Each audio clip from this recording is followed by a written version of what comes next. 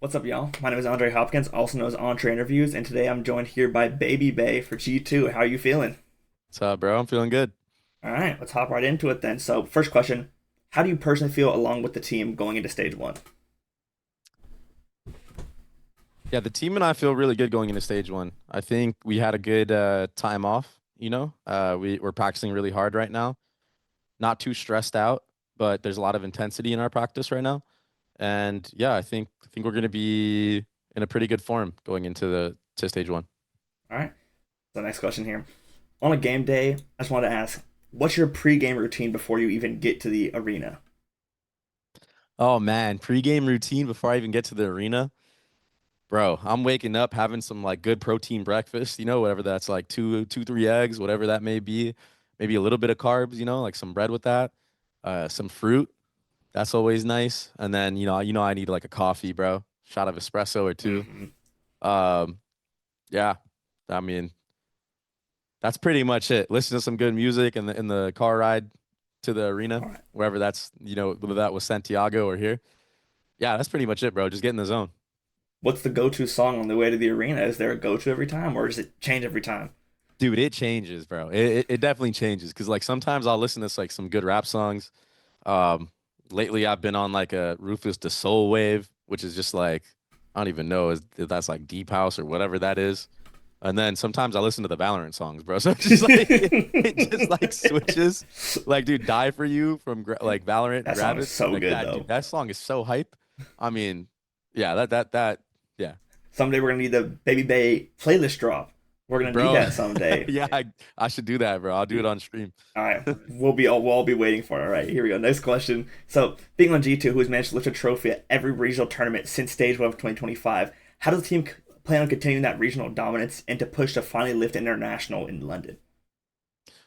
Yeah, I mean, well, we got to make it to London first. So like we know that it's going to be a tough stage one. I mean, even they were talking about how it was a stage one last year, right? They barely made it to Toronto. I think that that's important because now, we're going into this whole stage and like I do think we have the better group, like whatever, Mhm. but like everyone's good, you know? We're not going to underrate anyone that we're playing in this group or in NA, even though like everyone calls us regional farmers, whatever that may be. um, yeah, we're taking everything very serious. So, yeah, we're not going to try to get caught off guard or underestimate an opponent and like slip up like that way. If we're going to be beat, it's going to be because the team is better than us. So that is how we're going into all these matches. And internationally, I mean, we got fourth with me for the first tournament ever. Lost to the team that got first and second, and I mean, took a math off PRX the last time. And then Nongshim, that game was so close. The team that won it all, we Mhm. literally pushed them more than any other team at that event. Um, so I mean, we're feeling good, bro. We're on the right track.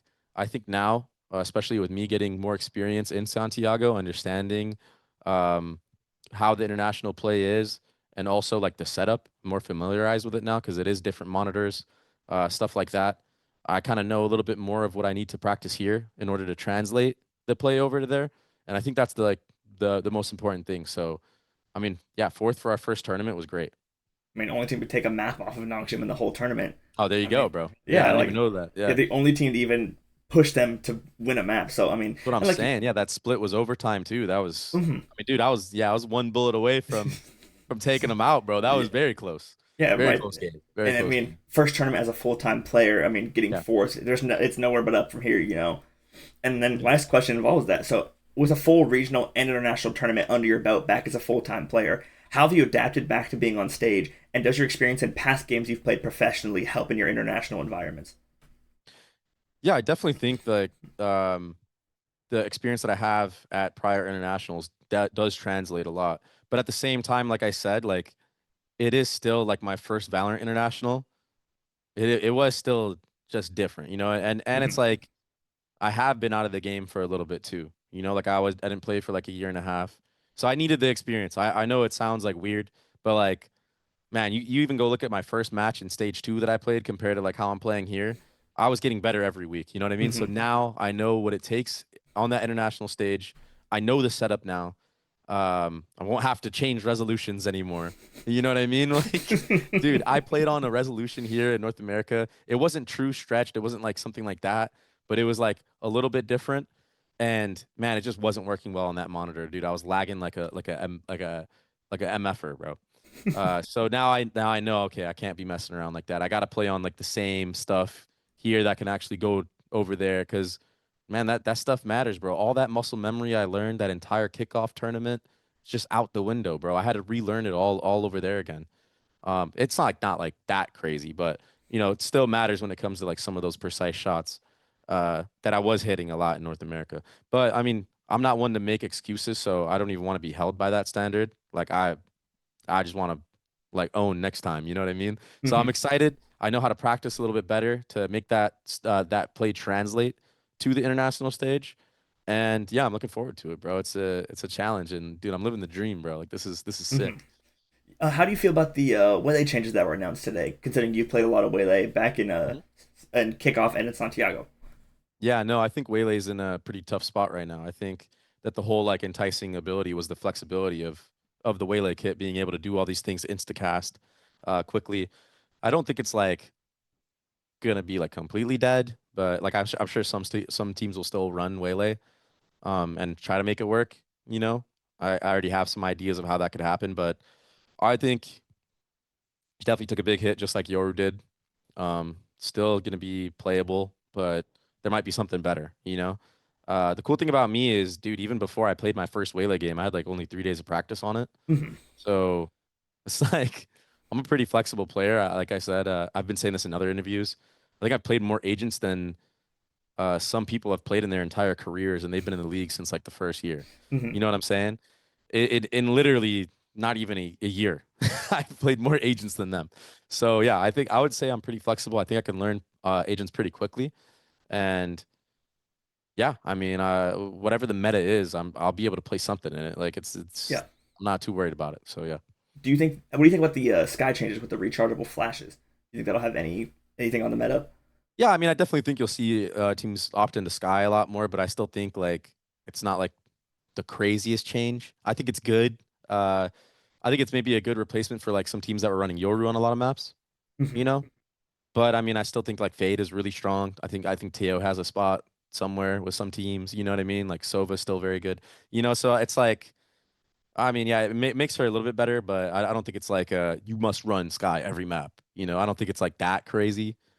Uh, like it was shaping up to be with you'd probably want to run Neon Waylay every map after like the Yoru nerf. Mhm. You know what I mean? So yeah, I don't like I think it's better, but I don't think it's like you must play Skye. I think you could still get away with playing like Fade and like Teo and Okay, other initiators like Sova. that definitely makes sense. All right. So Yeah, next better than question. Breach though. I mean, phew, that's not a high bar to jump. Breach is Yeah, rough. I mean, yeah, bro. Yeah, bro. good. Hey, good thing y'all pivoted away from that because that character. I know, bro. I know. So They're good timing on that. recently, fellow SpikeTalk member Frost talked about how in APAC every map has the same three agents. Is that Yeah. similar in VCT Americas from your experience playing in scrims on this patch? Kinda, yeah, bro. I mean, he was kind of right. Yeah, no, it makes sense because I feel like APAC is kind of ahead of metas and like right now, especially because of the double duelist stuff. So I'm not surprised that a lot more NA teams are starting to kind of switch over. Especially because we were running it in North America. You know what I mean? We were kind of ahead of the meta if you think about it. We were Yeah. the ones that were running Neon Waylay before the Yoru nerf. But yeah, I mean, I think with Waylay being nerfed now, maybe teams will kind of like pivot off to something else, or maybe still try to make it work because it is crunch time. I mean, you had some teams pick up players because they played Waylay, uh, Mhm. not just in NA, like I think like everywhere, like Yeah. internationally too. Um, but yeah, I mean, I think the cool thing about being on G2 is we're very flexible and we clearly showed that we can learn new metas quickly because we literally changed comps like in the middle of the kickoff tournament, bro. And we made that run and made top four at an international with it. So yeah, I think it's good. Yeah, and Josh talked about that in the presser about how flexible the whole team is, and that no matter what the meta is, with how many characters everybody can play, it can always Yeah. be made to work. Okay. So next question: whenever I talk to or hear from Valyn, especially when I was at the pressers, listening to them joining in at Santiago, he comes off such a phenomenal leader who is willing to answer like any question that comes to the team or him about any situation that happened, even after like a rough loss if the team has one. What does having someone like that on the team bring to team morale or bring to the team energy wise? Yeah, no, I think Valyn is like a leader that like always keeps us focused, always hypes us up. Like he always gives a pregame speech in the huddles, and it's always just something so fire, bro. And he does like a lot of reading now too, and he's just getting better at it. And I think that's just an important skill to have, you know. I kind of have a little bit of that in me too, but like sometimes I don't even need to do anything because like he's just so on top of that, you Hmm. know, which is awesome. And then yeah, like I just try to keep the boys hyped in other ways in the game, um, or like focus dialed in. But yeah, it's really good quality of life. I think. I mean, dude, if you're in IGL in North America, you should be wanting to learn from Valyn. This guy has been to the top of his game every single year, bro. Like top player in NA. He is the IGL. He's also a leader.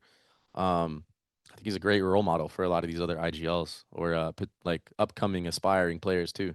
You know, you should want to be like Valyn. Yeah, I mean, in terms of like his gunplay ability and his leadership and his actual calling, it seems like he's probably the most well-rounded one in at least Americas, if not the entire, Yeah, man. entire region. Also, with you talking about his quotes, are we gonna start seeing some Sun Tzu Art of War kind of quotes come out from Valyn? We're gonna see some like posters with quotes from Valyn on it. I mean, hey, I mean, dude, we should. We yeah, should have G2 do some branding like that, bro. Cause like, yeah, I mean, dude, I'm telling you, some of the stuff he says is just so fire, bro. In the moment, I'm like, how'd you even come up with this, bro? we got to get that Like, going. This wall is a little bit too blank. I'll hang it up right here. Get dude, some yeah, G2 stuff going on. I'll figure it out, bro. I'll talk to G2. We'll try to figure something out. He can leak some stuff All that right, he's okay with sharing. we get Yeah, that. We'll get that going. All right. for So, sure. last personal question here. So, coming into stage one, you'll be facing MIBR in a rematch. You guys 3 of them last time. Who you beat to qualify for Santiago? Just how Yeah. do you feel going into that matchup? Yeah, I mean, we're confident going into every matchup, but we know it's going to be hard. There's a lot less pressure on the line now because it's not a qualification match for an international tournament. It's just like a normal stage match. Obviously, every match matters because you want that point, but the stakes aren't as high. You know what I mean? So I do think that they're going to be coming out the gate way hotter than what we played last time. And again, like I don't think it's going to be an easy match. I don't think any of these matches are going to be easy in our group. So I think we're not going to underrate them. We know that they're going to come out swinging, and I think it's going to be a great game. Like it's going to be a banger game. Honestly, it'll be sick. All right, and then I have 2 viewer questions here. So, first one, how do you deal with the pressure moving from, oh, we're just getting a caster to sub for us to this is our official 5th player now? Uh, it's not too pressuring, bro. Because like I just love it. Like I love the whole narrative, and the better I do, like it's just even cooler. Like it just makes the narrative even sicker, bro. You know. So I know like I've been getting like a ton of heat because like we didn't win the whole tournament. And, oh, you're supposed to Mm-hmm. come in and win. But dude, got top four, bro. Wasn't even playing the game like 2 years ago. Like, bro, I was casting these guys literally a year ago when we were at that tournament. I got like a little thing like, oh man, it's like a memory on my iPhone. Literally casting them in NA, playing MIBR. Like I had a memory, and I'm like, shit, I'm on the team at an international with them. We just got top four, only lost the teams that won first and second. You know, so dude, that's a success in my book. Obviously, when you get to that top four area, like anyone can win. I truly feel like it just depends on who shows up at the day. But but yeah, I know our time will come, bro. It'll happen, bro. First event, like I know I have experience in other games and stuff, but I'm still a rookie, bro. Like, you know, still a rookie, figuring it out. Mm-hmm. Yeah, and people were talking about like, oh, we should come in and fix it. I was like, when people were talking about that, I'm like, it's the first term. Like, give it a little bit, like some Bro. acclimation time. Like, Nah, yeah. these so you can't listen to the outside noise at all. There's just Mhm. people just they're so recency biased. They were calling me the best player in an A when I was here.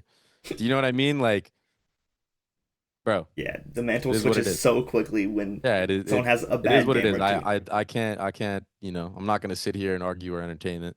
People Okay. can have their opinions. They're allowed to do that. So Mhm. I just gotta do my thing, bro. That's all that matters. Then last question. So last year G2 dropped a rap song. We know you as the greatest rapper in history from 2017. When is the next Babybay rap song going to drop? Are we gonna see it Oh, soon? dude. Dude, I don't know, bro. I should come out with another one, bro. But I don't know what would I even rap about, bro? I don't even know, dude. I would have to figure it out. No idea. Dude, yeah, I'll try to figure something out for that too, bro. Cause yeah, I don't know. I don't have a date. I don't have a date on that. I don't have a date on that, but like I have a lot of friends that have studios, so There you maybe I go. could cook something up.